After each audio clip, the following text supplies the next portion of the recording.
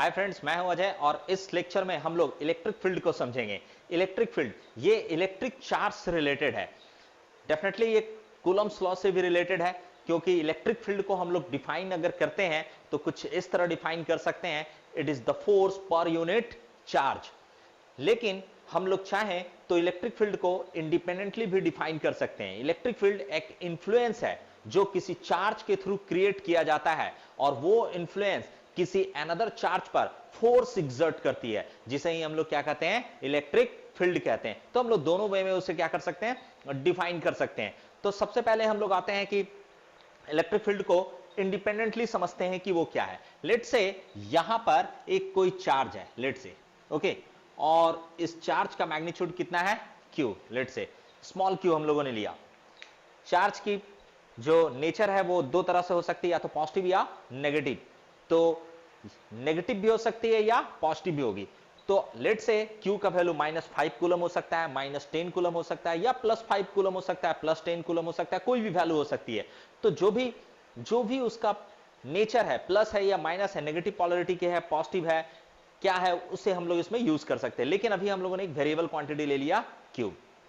जब हम लोग किसी चार्ज को किसी भी जगह रख देते हैं तो वो अपने चारों तरफ एक इंफ्लुएंस क्रिएट करती है, एक प्रभाव क्रिएट करती है, जिसकी वजह से वो किसी दूसरे चार्ज पर फोर्स एग्जर्ट करती है। और ये जो इंफ्लुएंस है इसे ही हम लोग क्या कहते हैं, इलेक्ट्रिक फील्ड कहते हैं।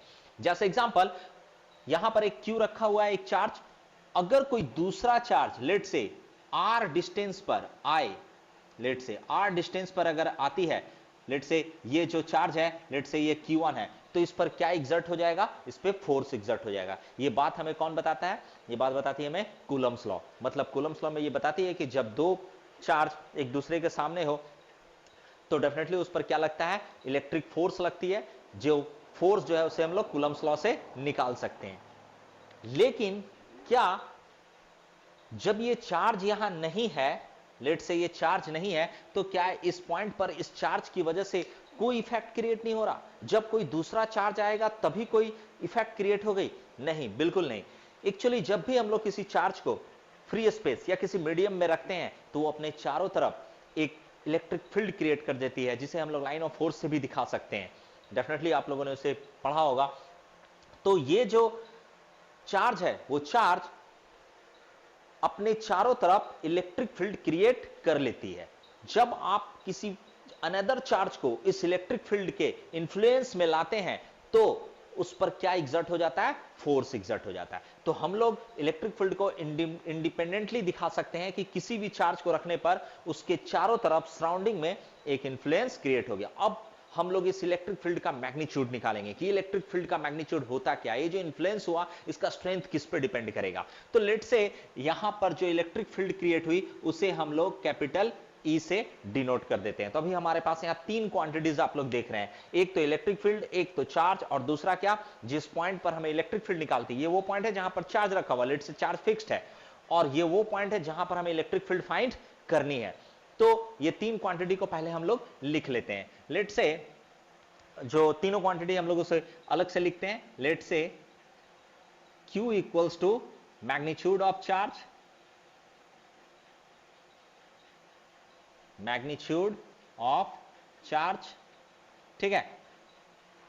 और नेचर भी चार्ज हम लोग इसमें इंक्लूड कर सकते हैं, अगर प्लस होगा तो प्लस, माइनस होगी तो minus. Let say magnitude of charge R equals to distance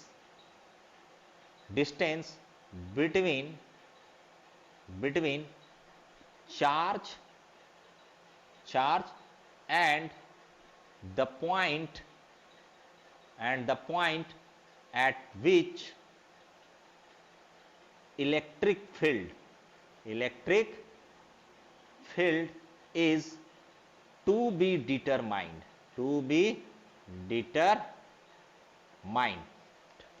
जहां पर हमें इलेक्ट्रिक फील्ड निकालना है, मतलब चार्ज और जहां पर इलेक्ट्रिक फील्ड निकालना है उन दोनों के बीच का जो डिस्टेंस है उसे हम लोगों ने क्या मान लिया, R मान लिया। Next one is electric field. Let's say E equals to electric field, okay, magnitude of electric field.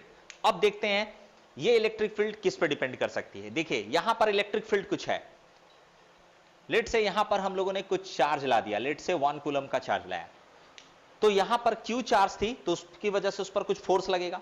Late से ये चार्ज पहले 10 कूलम था, उसके बाद हम लोगों ने इसे 20 कूलम कर दिया, तो फोर्स का अमाउंट क्या हो जाएगा, बढ़ जाएगा। इसका मतलब है यहां इलेक्ट्रिक फील्ड भी क्या हो गई, बढ़ गई।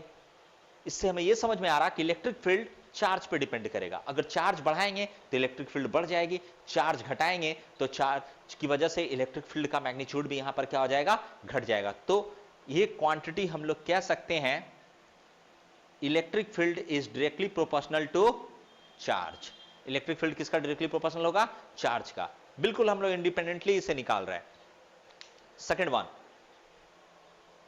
इलेक्ट्रिक फील्ड जो लेट से चार्ज अभी इसके इस चार्ज के ये जो 1 कूलम है इस चार्ज से 1 मीटर की दूरी पर है, तो सपोज कीजिए कुछ फोर्स लग रहा, अब हम लोग इसे 2 मीटर की दूरी पर लेके चले जाएंगे, तो फोर्स का मैग्नीट्यूड घटेगा या बढ़ेगा, डेफिनेटली घट जाएगी। जैसे जैसे इस फिक्स चार्ज से दूसरा चार्ज दूर जाएगा उस पर फोर्स का अमाउंट क्या होगा, घटेगा। मतलब हम लोग कह सकते हैं कि वहां पर इलेक्ट्रिक फील्ड भी क्या होते जा रही है, घटते जा रही है। इसका मतलब है इलेक्ट्रिक फील्ड डिस्टेंस पर भी डिपेंड करती है, और वो जो होता है वो इनवर्स स्क्वायर लॉ से आती है, और वो है electric field is inversely proportional to square of the distance. जो डिस्टेंस है उन दोनों के बीच में उसका क्या होता है, वो स्क्वायर, इनवर्सली स्क्वायर का प्रोपोर्शनल होती है, राइट, ये वाली।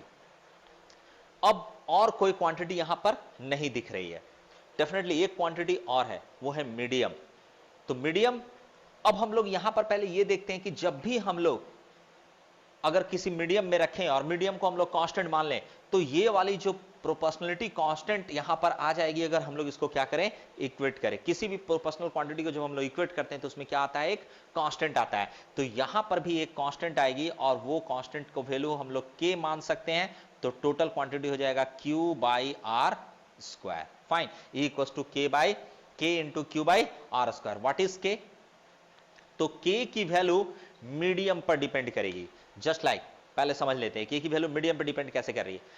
ये फोर्स, सपोज कीजिए दो चार्ज हम लोगों ने रखा है, एयर में रखा है, तो कुछ फोर्स का अट्रैक्शन लेट से 10 कूलम है। अगर हम लोग इसे फ्री स्पेस में ले जाएं तो क्या अभी भी 10 कूलम ही दोनों के बीच में फोर्स ऑफ अट्रैक्शन होगा, डेफिनेटली चेंज हो जाएगी। अगर हम लोग इसके वाटर में ले जाते हैं तो वहां पर फोर्स ऑफ अट्रैक्शन या रिपल्सन उसके नेचर के अकॉर्डिंगली फोर्स ऑफ अट्रैक्शन या रिपल्सन कुछ और हो जाएगी। लेट से दो, एक नेगेटिव है एक पॉजिटिव है, उसको हम लोग वाटर में ले गए तो फोर्स ऑफ अट्रैक्शन कुछ और होगा, एयर में रखेंगे तो फोर्स ऑफ अट्रैक्शन कुछ और होगा, हम लोग फ्री स्पेस में ले जाएंगे तो फोर्स ऑफ अट्रैक्शन कुछ और होगी, किसी दूसरे मीडियम में, किसी हाई डेंस मीडियम में, किसी अनदर लिक्विड में अगर हम लोग लेकर जाते हैं तो फोर्स ऑफ अट्रैक्शन का वैल्यू क्या होगा, चेंज होगा। और ये किस लिए चेंज हो रहा है, क्योंकि मीडियम चेंज हो जा रही है।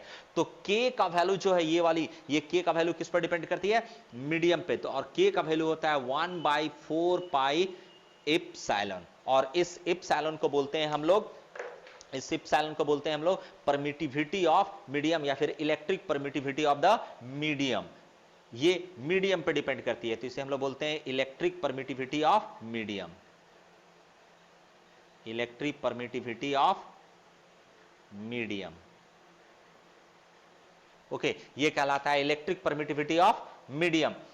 ये वैल्यू अगेन हम लोग इसको स्प्लिट कर सकते हैं दो क्वांटिटी में। किस में, ये इंडिपेंडेंटली ठीक है, इट्स ओके, किसी भी मीडियम में जाएंगे तो उसका डेफिनेटली इलेक्ट्रिक परमिटिविटी कुछ ना कुछ मीडियम का होगा, या आप सीधा परमिटिविटी ऑफ मीडियम भी हम लोग इसको लिख सकते हैं। लेकिन अगर हम लोग इसे चाहें तो दो क्वांटिटी में हम लोग इसको दिखा सकते हैं, इप्सिलॉन नॉट और इप्सिलॉन आर, जहां पर इप्सिलॉन नॉट को हम लोग बोलते हैं free space permittivity, free space permittivity, या फिर इलेक्ट्रिक परमिटिविटी भी लिख सकते हैं, free space permittivity, free space permittivity. और इप्सिलॉन आर क्या होता है, इसको बोलते हैं relative permittivity, relative permittivity, relative permittivity, ये कहलाती है क्या, रिलेटिव परमिटिविटी। अब देखिए इप्सिलॉन नॉट, इप्सिलॉन का वैल्यू निकालने के लिए इप्सिलॉन नॉट और इप्सिलॉन आर लेते हैं। इप्सिलॉन नॉट क्या है, इप्सिलॉन नॉट फ्री स्पेस का परमिटिविटी है, फ्री स्पेस परमिटिविटी, और इसकी वैल्यू कांस्टेंट होती है, और ये वैल्यू डेफिनेटली आप लोगों को याद रखना चाहिए, या फिर आप लोगों को पता होगा। ये इप्सिलॉन नॉट बराबर होता है 8.85 इंटू 10⁻⁻12, और इसकी यूनिट होती है फैराड पर मीटर। ये क्वांटिटी आप लोगों को याद रखनी है।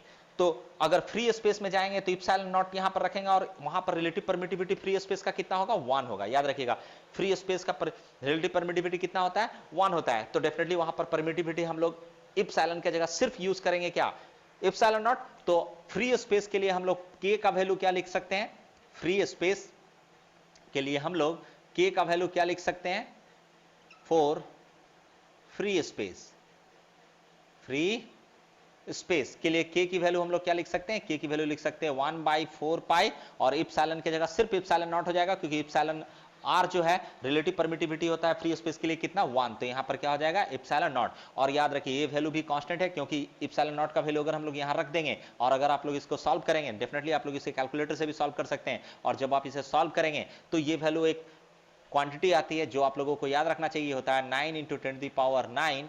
ओके इसे आपको याद रखना है 9 × 10⁻⁹, अप्रॉक्सीमेट वैल्यू ये होती है 9 × 10⁻⁹ और इसका यूनिट होगा न्यूटन मीटर स्क्वायर पर coulomb square.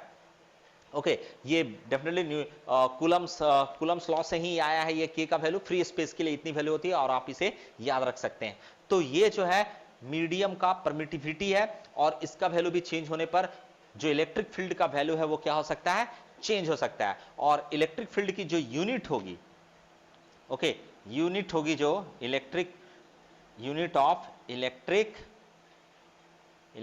Field, unit of electric field is ये होता है जैसा मैंने बताया था पहले ही कि इलेक्ट्रिक फील्ड को हम लोग एक फोर्स के टर्म में भी हम लोग डिफाइन कर सकते हैं और ये होता है force per unit charge, force per unit charge. तो फोर्स का यूनिट क्या होता है न्यूटन और पर यूनिट चार्ज, तो चार्ज की यूनिट क्या होगी कूलम। तो हम लोग कह सकते हैं कि इलेक्ट्रिक फील्ड की यूनिट क्या होगी न्यूटन पर कूलम। ओके अब देखिए मैं यहां पर एक अलग तरीके से मैं दिखा देता हूं कि इलेक्ट्रिक फील्ड जो है वो फोर्स से कैसे निकाला जा सकता है। ओके कैसे फोर्स से निकाला जा सकता है। तो देखिए यहां सपोज कीजिए कि यहां पर एक चार्ज क्यू है और यहां पर एक अनदर चार्ज लेट से कैपिटल क्यू आ गई, ठीक है। तो इन दोनों के बीच में कूलम्स लॉ से, कूलम्स लॉ से इस पर क्या फोर्स लगेगा, तो कूलम्स लॉ से जो इलेक्ट्रिक फोर्स लगेगी वो होगा K × Q dividing by r²। ये बात आप लोग जानते होंगे, कूलम्स लॉ आप लोग डेफिनेटली पढ़े होंगे। तो कूलम्स लॉ के अकॉर्डिंगली दो चार्ज के बीच में जो फोर्स होगा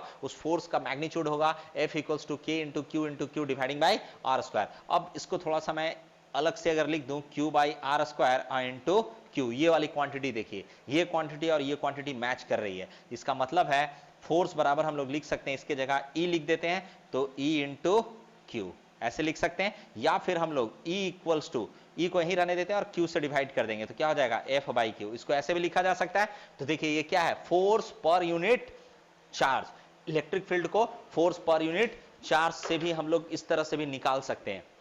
लेकिन क्या इसका मतलब यह है कि इलेक्ट्रिक फील्ड को निकालने के लिए एक अनदर चार्ज की जरूरत है। अगर सपोज कीजिए Q चार्ज हमें पता है तो क्या इलेक्ट्रिक फील्ड को निकालने के लिए दूसरा चार्ज का होना जरूरी है, बिल्कुल नहीं जरूरी है। मैंने कहा कि Q की वजह से जो इलेक्ट्रिक फील्ड क्रिएट होगा वो इंडिपेंडेंट होगा, वो किसी चार्ज पे डिपेंड नहीं करेगी।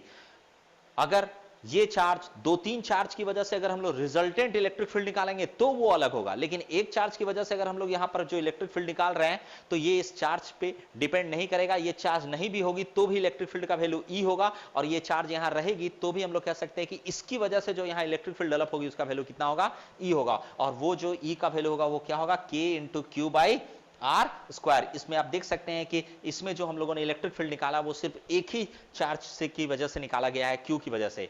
तो हम लोगों को क्या समझ में आया, इसका मतलब है कि जब भी किसी चार्ज को हम लोग किसी मीडियम में रखते हैं तो वो उसके चारों तरफ एक इन्फ्लुएंस क्रिएट करती है, जिस इन्फ्लुएंस की वजह से वो दूसरे चार्ज पर क्या लगा सकती है, फोर्स लगाती है। या तो फोर्स अट्रैक्टिव हो सकता है या रिपल्सिव हो सकता है। तो ये जो इन्फ्लुएंस है इसी को हम लोग क्या कहते हैं, इसी को हम लोग कहते हैं इलेक्ट्रिक फील्ड, यही कहलाती है इलेक्ट्रिक फील्ड। तो इलेक्ट्रिक फील्ड एक बहुत ही इंपॉर्टेंट क्वांटिटी है किसी भी चार्ज के लिए कि वो कितना फोर्स किसी अदर ऑब्जेक्ट पर लगाएगी, क्योंकि अगर हमें देखिए इलेक्ट्रिक फील्ड अगर पता है तो चार्ज वेरी करने पर फोर्स का अमाउंट क्या हो जाएगा, वेरी हो जाएगा। कहने का मतलब यहां पर अगर इलेक्ट्रिक फील्ड हमें पता है और यहां 10 कूलम का चार्ज आएगा तो फोर्स का अमाउंट कुछ और होगा, 5 कूलम का चार्ज अगर यहां पर लाया जाएगा तो उस पर फोर्स कुछ और लगेगा, किसकी वजह से, Q की, इस स्मॉल q की वजह से। तो ये है इलेक्ट्रिक फील्ड। तो डेफिनेटली आप लोगों को इलेक्ट्रिक फील्ड में ये फॉर्मूला और ये दोनों आप लोगों को अच्छे से पता होना चाहिए और ये क्वांटिटीज भी आपको पता होनी चाहिए कि मीडियम चेंज होने से परमिटिविटी क्या हो जाती है, चेंज हो जाती है। तो आप लोग ये और ये दोनों जो है फॉर्मूला डेफिनेटली आप लोग क्या रखेंगे, इसे याद रखेंगे और साथ में इसका कॉन्सेप्ट भी याद रखेंगे कि इस चीज का क्या मतलब होता है। Okay, thank you.